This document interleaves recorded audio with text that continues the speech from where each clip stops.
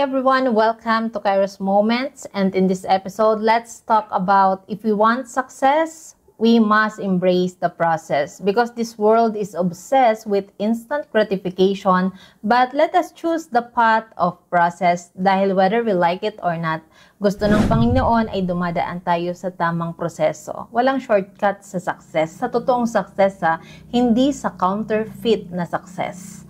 So anyway, minsan may mga part sa ating buhay na mapapatanong tayo na, Lord, pwede po ba bukas okay ng sitwasyon? Pwede po ba bukas ay ma-promote na ako? Pwede po ba bukas instant millionaire na ako? Or pwede po ba bukas ay magkaroon na ako ng napakagandang trabaho? Pero yun pala ay kailangan talaga natin dumaan sa kung saan tayo pinapadaan ng Panginoon. It is part of the preparation of God sa ating pagkatao. So that when the blessing is ready, the vessel is also ready. Hindi siya yung vessel na kapag pinatakan na ng blessing ng Panginoon ay magbe-break kaagad. So, I just remember this testimony na minsan napatanong din ako sa aking buhay na talagang, Lord, ang hirap na sa proseso na sa journey. Kumbaga yung ating buhay kasi ay parang chapter by chapter. So, may chapter 1 ka. Ito yung pinanganak ka. Ito yung, let's say, nag-struggle ka sa family. Chapter 2 mo, nag-aaral ka na. Chapter 3 mo ay nagtatrabaho ka na. So, even sa chapter ng aking buhay, I remember bakit kailangan pa pagdaanan na lagi napuputulan ng kuryente. And I remember this testimony na nung nakapag-graduate kami ng college, ang isa sa goal ko ay dapat makapunta ka agad kami sa Manila. Lalo na ako makapunta ako sa Manila at makahanap ng trabaho dito. Kasi I was thinking, nagaganda ang buhay ko namin kapag nakaluwas ako ng Manila. But, nag-apply ako sa isang call center, tapos nag-resign ako. Pangalawa, nag-apply ulit ako ng isang trabaho sa Makati. And, naalala ko, for almost 3 months, or more than 3 months, ang kinakain ko lang noon ay skyflakes during lunchtime, during lunch break. It is because ang aking pera ay pinapagkasya ko lang. So, every time na ang aking katrabaho ay mag-aaya, would you like to join us for lunch? Ang sasabihin ko lang, magsisinungaling pa ako, I'm still full.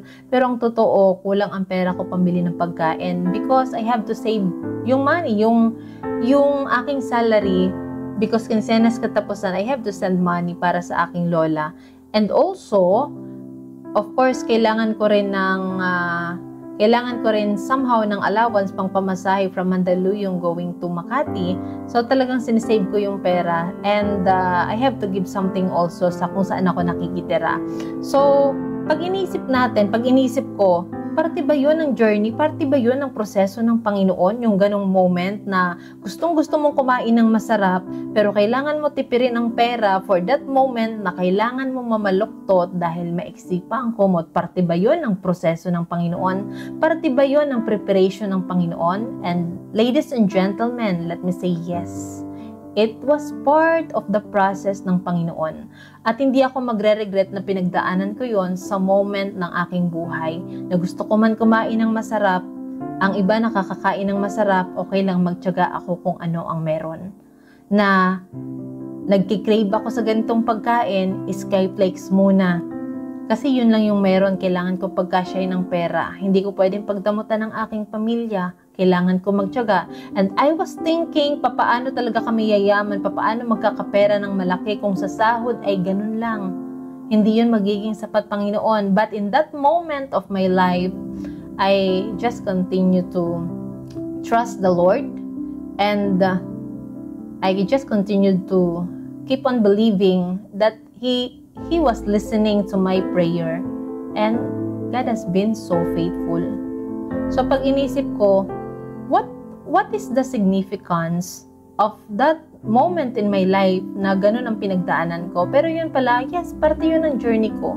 Sa paghubog sa akin ng Diyos na hindi ako mag-shortcut, that I will be able to value kung ano man ang blessing na meron ngayon, mas lalo kong ma-appreciate, mas lalo kong mapapahalagahan, at mas lalo kong nakikita kung gaano siya kalaki na Diyos sa aking buhay at kung gaano siya naging tapat na Diyos sa aking buhay, that it was part of my journey but it was not my destination. It was just a preparation. So you see, don't just focus sa destination but even sa way ngayon, sapat ngayon ng proseso, enjoy the journey with God. Parte po talaga siya ng proseso.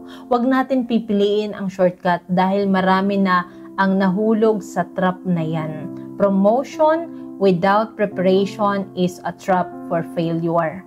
So James chapter 1 verse 2 to 4. Consider it pure joy, my brothers and sisters, whenever you face trials of many kinds, because you know that the testing of your faith produces perseverance.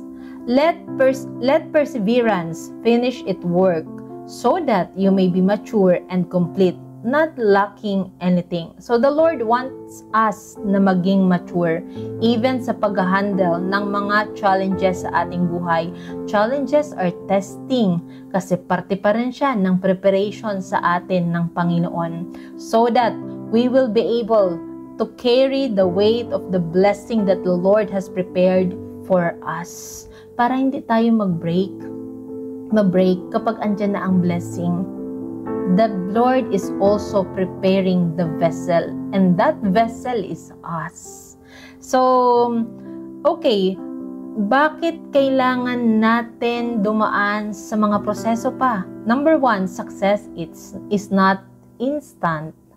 It's a journey with the Lord, that even the seed, it takes time to grow into a tree. So our goals require time, patience, and care. Number two, the process shape our character. So the journey is not just about reaching the goal, but about who we become along the way. Number three, God uses the process to prepare us for the promise. So talagang may proseso dahil baka naman makarating na tayo, makuha natin ang promise, tapos ang character pala natin hindi naman ready.